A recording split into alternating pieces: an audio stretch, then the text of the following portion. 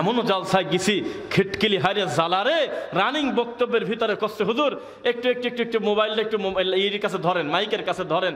তখন loud speaker দিয়ে এই মাইকের কাছে মোবাইল ধরছি, ওই পাশ থেকে সোনার চাঁদ বলতেছে দিলাম 1 লাখ, লোকজন কয় যে নারায়ে তাকবীর। তখন এই মোবাইলের মাধ্যমে কিছু কথা বলে সে বিদায় নিচ্ছে। এটা ধর্ম?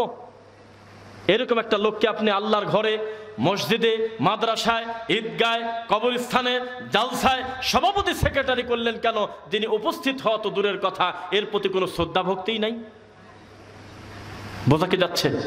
মানুষের কোনো জবাবদিহিতা নাই। আমরা দেখেছি যদিও বক্তা বেদাতি, তবে একটা বক্তা যতই খারাপ কথা বলুক, সেই বক্তার বক্তব্যে একজন ঠিক বলছে, ডান পাশ থেকে একজন লোক নেমে গিয়ে তার গলার কলার ধরে তাকে টানতে টানতে নিয়ে যাচ্ছে, একটা লোক তাকে কিছু বলে নেই। এ জাতি, আমি বারবার আপনাকে প্রমাণ করবো, এরা হলো পরগাছার মতো। এ জাতি হলো ল্যাংটা। এই জাতি ধর্ম কর্ম বোঝে না, তার কোনো অনুভূতি নাই, ফিলিংস নাই। এখন যদি আমার হাতের উপরে কেউ এসে লাঠি দিয়ে পিটায় 10 মিনিট, আমি যদি 1 চুলো ব্যথা না পাই, এটা খুশির কথা না?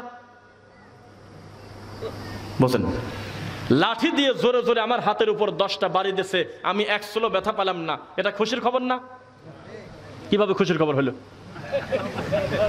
কিভাবে খুশির খবর হলো? সামান্য একটু সিমটে লাগলে ব্যথা পাই, টেবিলে গোতা লাগলে ব্যথা পাই, এত জোরে বাড়ি দিবে, ব্যথা লাগবে না কেন?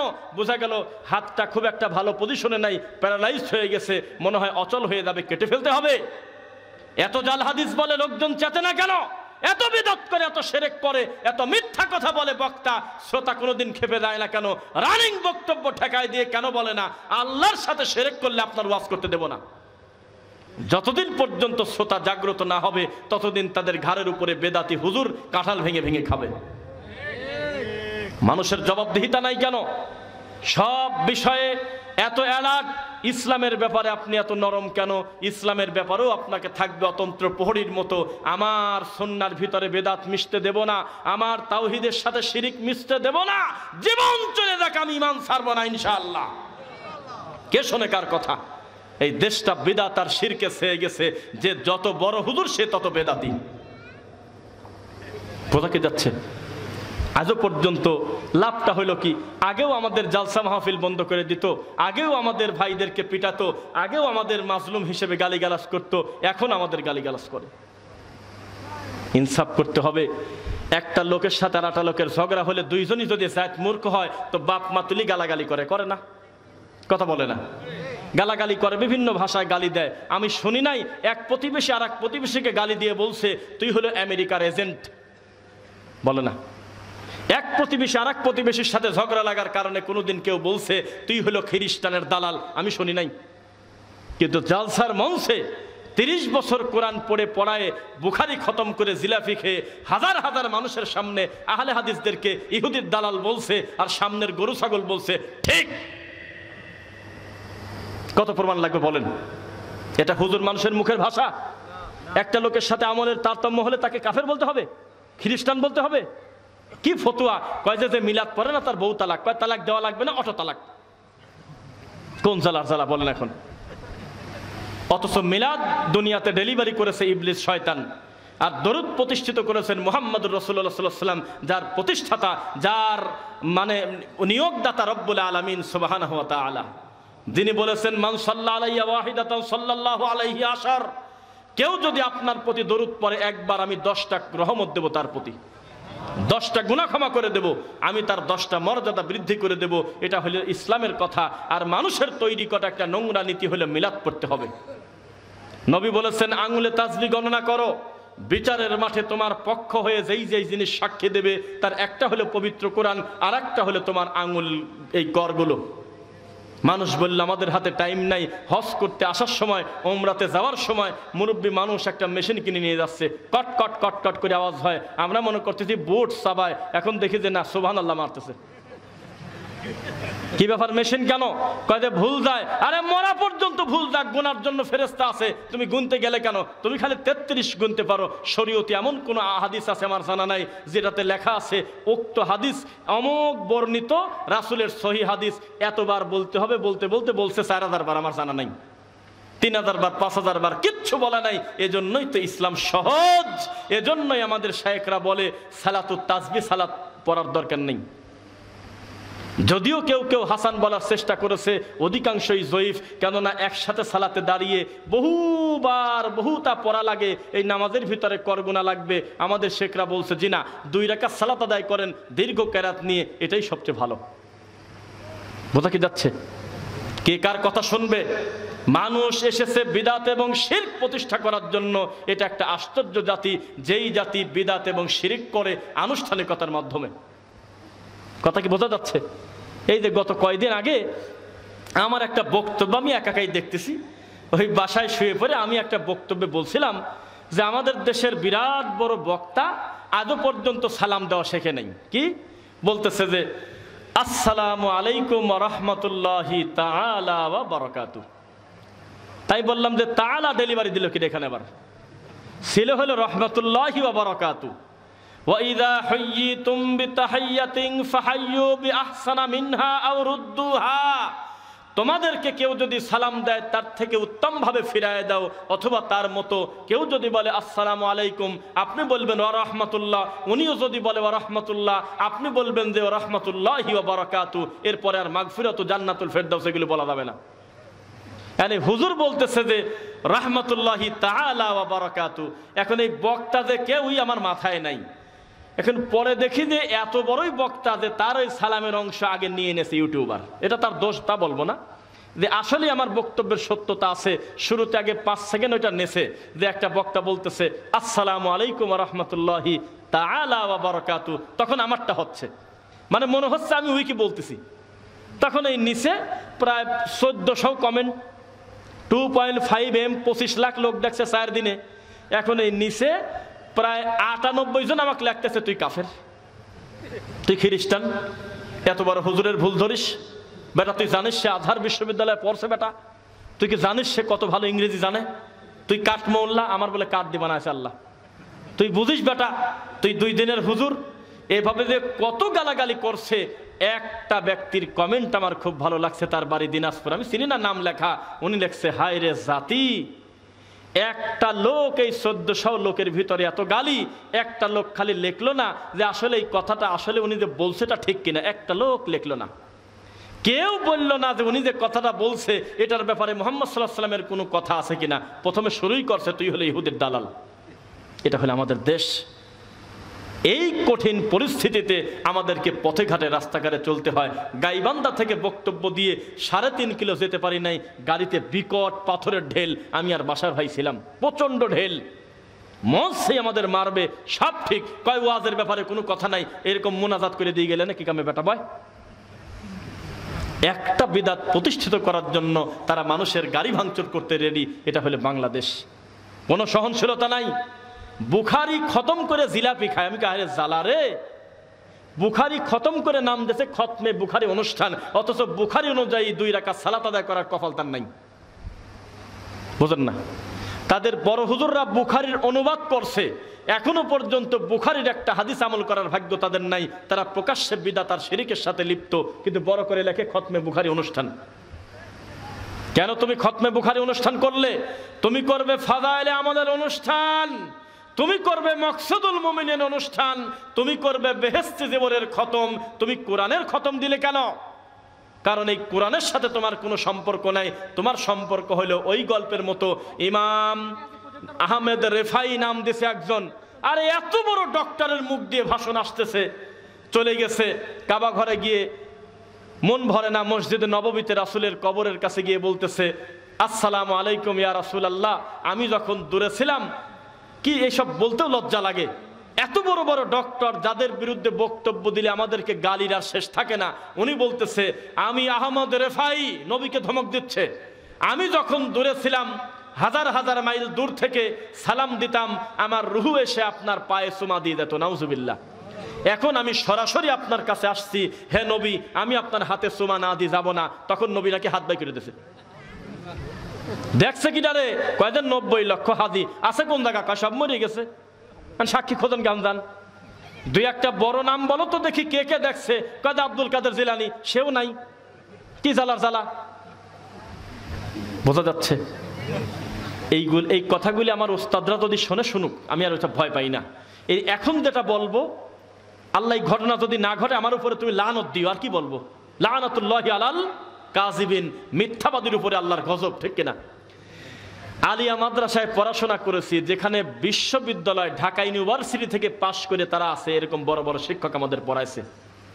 এত জ্ঞানী তারা, একই সাথে তারা ইংলিশ নিতে পারতো, আরবি নিতে পারতো, অঙ্ক পর্যন্ত তারা অনেকটা বুঝতো। এত বড় বড় বিদ্বান, আল্লাহর কসম করে বলতেছি, তারা আমাদের সামনে বলতেছে শবে বরাতের রাত্রে মাঝে মধ্যে বক্তব্যে অধিকাংশ সময় বলতো, এই মাদ্রাসাটা কার জানো? শাহ সফি সদরউদ্দিন কেবলা বাবার। কইলে উনি কে জানো? উনি হলো যখন এই মাদ্রাসা প্রতিষ্ঠিত করে আশেপাশে হাঁটাচলা করত, তখন একটা বাঘ তাকে পাহারা দিত, তার চতুর্দিকে ভাগটা ঘুরতো, এই বাঘ হলো তার পাহারাদার। তখন এতগুলো আলেম ওলামা বসে, আল্লাহর কসম আমি মিথ্যা বললে আল্লাহ তুমি তো দেখতেছো এত মানুষের সামনে, একটা লোক প্রতিবাদ করে নাই। বেশিরভাগ লোক বলতো সুবহানাল্লাহ। সেই গ্রাম থেকে আমার এক বন্ধু ফোন দিয়ে বলতেছে, বাড়ি তার দুর্গাপুর, দোস্ত তোকে জালসায় আনতে গেলে কি কি করা লাগে? আমি বললাম যে কিছুই করা লাগে না, আমি যাব না, আমাকে না নেওয়াই ভালো হবে নি।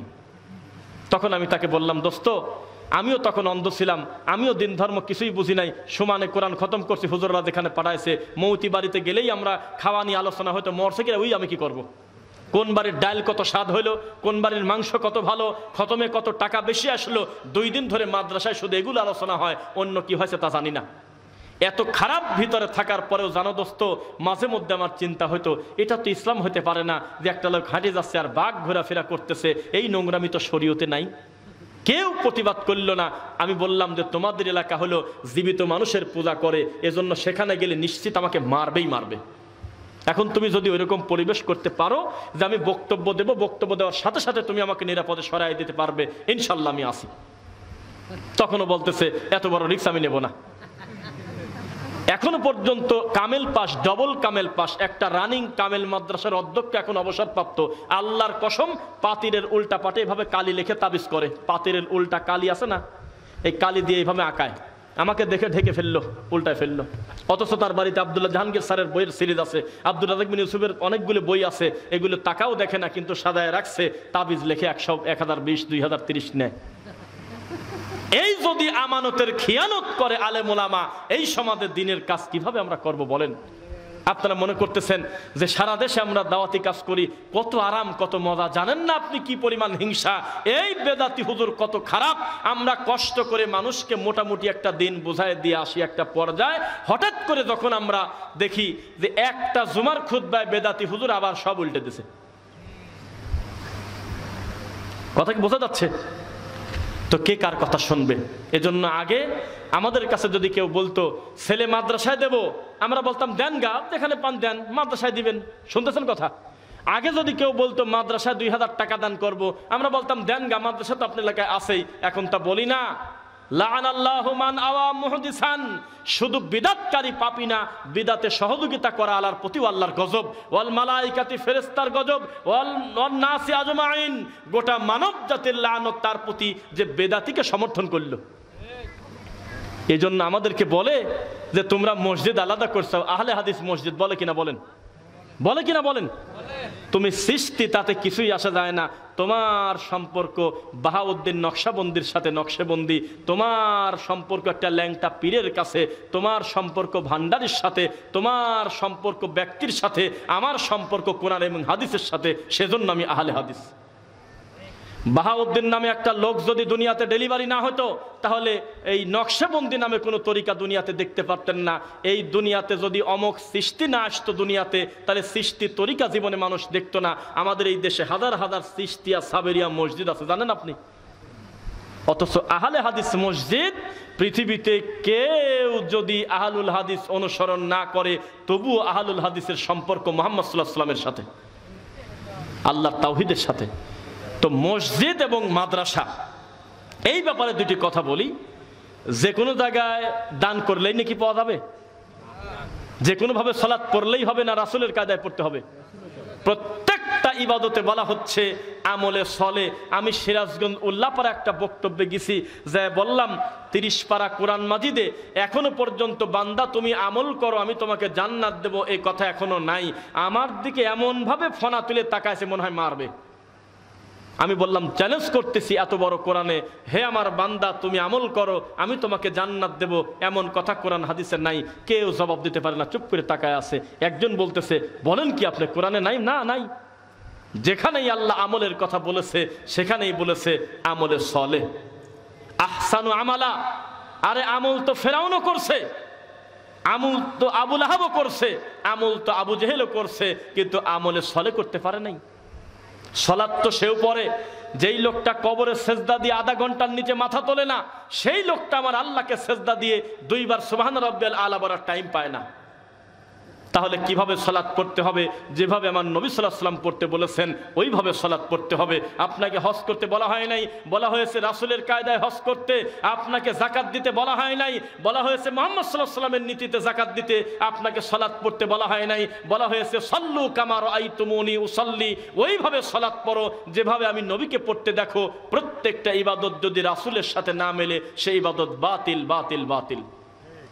বোঝা কি যাচ্ছে আপনাদের? নবী সাল্লাল্লাহু আলাইহি ওয়াসাল্লাম বলেছেন মাম বানা লিল্লাহি মসজিদান বানাল্লাহু লাহু বাইতান ফিল জান্নাহ। কেউ যদি আল্লাহর ঘর নির্মাণ করে বা তার সাথে শরীক থাকে, জান্নাতে তার জন্য ঘর তৈরি হয়। সেজন্যই তো পাল্লাপাল্লি করে 4 তলা মসজিদ করছে, ফজরের সময় ইকামত দেওয়ার লোক নাই। বলেন মিথ্যা বললাম? সেজন্যই তো উত্তর পাড়ার আলারা বলছে দক্ষিণ পাড়ার আলার সাথে আমি আর নাই, ওরা পারে আমরা পারি না। ও দেশে 2 বিঘা জায়গার উপরে মসজিদ, মুসল্লি নাই। এই কামড়া কামড়ি চলতেছে কিনা বলেন?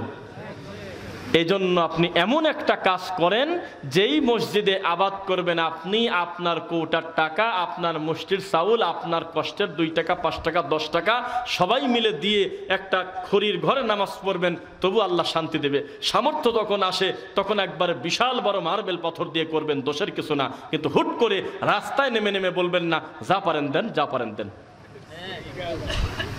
এই যে রাস্তাঘাটে চলি আমরা, এই নিরীহ সোনার এই 7 বছর 8 বছরের কোরআনে হাফেজ ছেলেদের রাস্তায় নামায় দিয়ে বলতেছে যে জালসার জন্য টাকা দেন, তখন লজ্জায় মনে হয় নাক কাটা। যদি বলেন যে আপনাদের বক্তাদের টাকা দেওয়া লাগে কেন, তো আপনি কি আমাকে আনতে বাধ্য?